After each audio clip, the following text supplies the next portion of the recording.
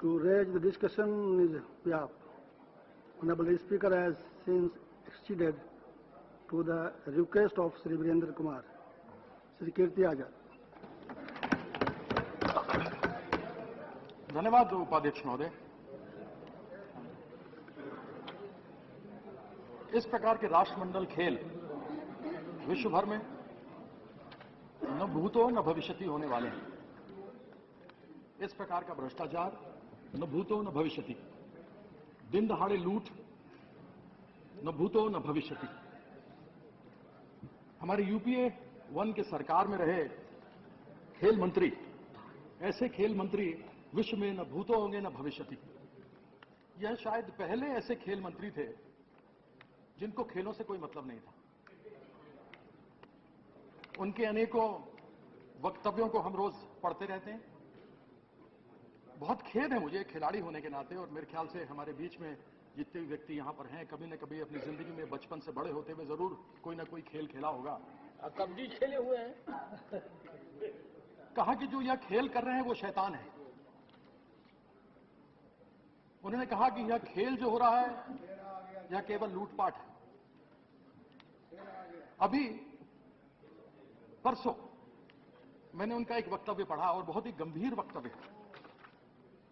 अभी तक SC ST के जो स्पेशल प्रोविजन के फंड्स आए थे उसके डायवर्शन के बारे में अभी बात हमारे माननीय सदस्यों ने विपक्ष की तरफ से रखी थी। वह आग अभी तक ठंडी नहीं हुई है। और एक और वक्तव्य माननीय यूपीए 1 के खेल मंत्री द्वारा आई है। यह वक्तव्य एक बहुत ही गंभीर वक्तव्य उन्होंने दिया है और मैं यह जानकारी सरकार से चाहूंगा। पहली बात तो मुझे समझ में नहीं आता कि इन सबों का जवाब कौन देंगे, क्योंकि अगर खेल मंत्री से पूछें तो वो कहते हैं मेरा काम तो साई के जो स्टेडियम बनाने हैं वहां तक है। अर्बन डेवलपमेंट मिनिस्टर से पूछें तो वो कहें जो मुझे मेरी एजेंसियों ने काम करना है मैं वहां तक हूं। दिल्ली सरकार से पूछें तो वो कहते हैं कि हमारी जहां तक है इंफ्रास्ट्रक्चर बनाने की हम वहां पर हैं। मैं यह जानना चाहता हूं कि यह जो गंभीर वक्तव्य यूपीए 1 के खेल मंत्री माननीय मणिशंकर अय्यर जी ने परसों दिया है। एक गोष्ठी हुई थी और वह गोष्ठी की गई थी 21वीं सदी के पत्रकारिता तथा भारत की अंतर्राष्ट्रीय छवि पर। और उन्होंने अपने संबोधन में कहा, और मैं यह जानना चाहता हूं सरकार से कि अपनी अंतर्राष्ट्रीय एंड आई कोट जो उन्होंने कहा है, अपनी अंतर्राष्ट्रीय छवि बनाने के लिए भारत 40 करोड़ किसान परिवारों की कर्ज माफी के लिए रखे गए 70,000 करोड़ रुपए में से आधा कॉमनवेल्थ गेम्स पर खर्च कर रही है। खिसियानी बिल्ली खंबा नोचे। किस बात का नाराजगी है उन्हें? आज वह सरकार के ऊपर, जिस सरकार में वह खेल मंत्री थे, आरोप पर आरोप मढ़े जा रहे हैं और आज तक किसी भी जानकारी किसी ने नहीं दी। किसी ने नहीं यह जानने की कोशिश की कि स्टेडियमों की क्या हालत है, क्या हम अपनी नाक बचा पाएंगे, इज्जत बचा पाएंगे। और यह वक्तव्य जो यूपीए की सरकार अपनी पीठ खुद ठोकती है, अपने मुंह मियां मिट्ठू बनती है कि 70,000 करोड़ हमने किसानों को कर्ज लोन माफी के लिए किए थे, उसमें आज यह एक गंभीर आरोप लगा है। और मैं सरकार से इसका जवाब अवश्य चाहूंगा कि यह जो उन्होंने वक्तव्य दिया है इसमें कितनी सच्चाई है। ये जवाब वित्त मंत्री के अलावा कोई नहीं दे सकते। वित्त मंत्री जी को बहुत जवाब देने पड़ेंगे। मैं अपनी चर्चा शुरू करता हूं। एक दिन एक टेलीविजन चैनल पर सीवीसी रिपोर्ट का खुलासा हुआ। CNN IBN चैनल था और उसने सीवीसी रिपोर्ट का खुलासा किया। अब ऑफिशियल सीक्रेट्स एक्ट है, क्यों आया, किस कौन लेकर के आया मुझे मालूम नहीं। कौन घर का भेदी था जो लंका ढा रहा था कि यह रिपोर्ट सीवीसी की आई, जिसके अंदर केंद्र सरकार, राज्य सरकार, LG का DDA और सरकार की विभिन्न जो विभाग है उसके द्वारा किए गए करोड़ों की अनियमितताओं के बारे में खबर था।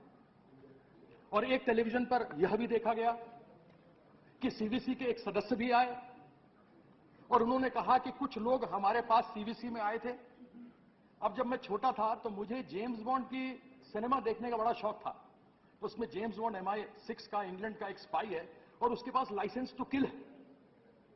मैं यह जानना चाहता हूं कि लाइसेंस टू करप्शन मांगने के लिए सीवीसी के पास में सरकार की तरफ से कौन गया था? अगर जेम्स बॉन्ड, वह लाइसेंस टू करप्शन मांगने कौन गया?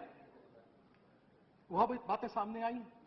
और क्या यह केवल एक संयोग था, या मैं यह कहूं कि सरकार में बैठा हुआ वह दूसरा धड़ा जो एक धड़े को नहीं चाहता, 24 घंटे के अंदर एक दूसरे न्यूज चैनल टाइम्स नाउ पर, जो 3 महीने पहले उनके पास, उनके मंत्रालय में, खेल मंत्रालय में वह चिट्ठी पड़ी थी कि ऑर्गेनाइजिंग कमेटी द्वारा बेटन रिले में गड़बड़ हुई, उसको छुपाने के लिए दी गई। यह मेरा गंभीर आरोप इस सरकार पर है और इसका जवाब चाहूंगा कि ऑफिशियल सीक्रेट्स एक्ट का हनन हुआ और अपनी घोर अनियमितताओं को जो सीवीसी के रिपोर्ट में सामने आई थी, उसको छुपाने के लिए दूसरी रिपोर्ट 24 घंटे के अंदर दी गई। मैं यहां कोई बैठा ऑर्गेनाइजिंग कमेटी का डेविल्स एडवोकेट नहीं हूं, नहीं मैं बैठा सरकार का हूं। जिस आदमी ने गलती की है, जिसने यह घोर अनियमितताएं की है, उसको तुरंत दंडित किया जाना चाहिए। मेरे ख्याल से इसको लेकर के सदन के अंदर तो किसी प्रकार की कोई दूसरे मतभेद नहीं हो सकता। तो मैं यह जानना चाहता हूं कि सीवीसी के अंदर दिए गए घोर अनियमितताएं, जिसमें यहां तक कहा गया कि जिसका दाम 1 रुपए होना चाहिए था, उसका दाम 10 गुना ज्यादा बढ़ा करके टेंडर किए गए, वह रिपोर्ट मेरे पास में है। जो 1 रुपए में होना चाहिए था, 1 नंबरी। मैं सिर्फ यह कहना चाहता हूं उपाध्यक्ष महोदय कि 1 नंबर का काम नहीं किया, 10 किया, तो वही फिर सिनेमा की याद आती है, दुनिया 1 नंबरी तो मैं 10 नंबरी। ये कॉमन गेम्स जो हो रहे हैं, अब लोग सोचेंगे कॉमनवेल्थ गेम्स पूरा क्यों नहीं कहा जा रहा, तो मैं कॉमन गेम्स ही कहता हूं, क्योंकि इस कॉमनवेल्थ गेम्स के अंदर से वेल्थ तो गायब है, केवल कॉमन गेम्स ही रह गए। सीवीसी की रिपोर्ट, उस सीवीसी की रिपोर्ट इतनी गंभीर रिपोर्ट है।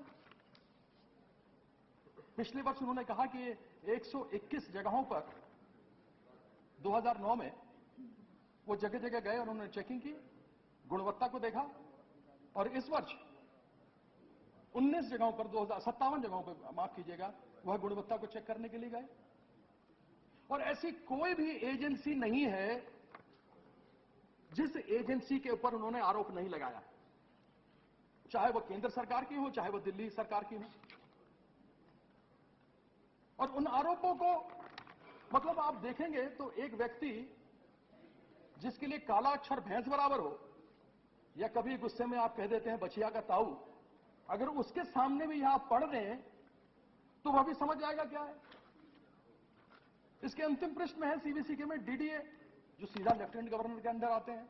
अब मैं लेफ्टिनेंट गवर्नर को तो कुछ नहीं कह सकता, वो तो सीधा राष्ट्रपति का प्रतिनिधित्व करते हैं। वहां पर अनियमितता पाई गई और मैं कोट करता हूं, in the work related to CWG, the PQ application was submitted by consortium of 4 companies. 4 कंपनियों का उन्होंने नाम लिया है। Messrs. Pacey Consolidated Limited, Australia, Messrs.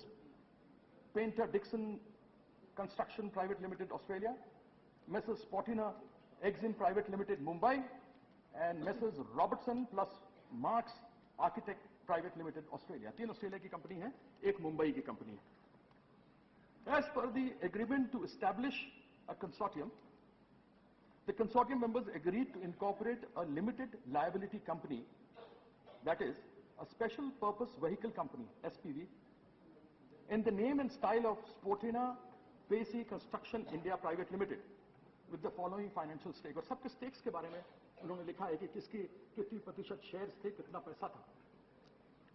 उसी में आगे जाते हैं, I quote again, the agency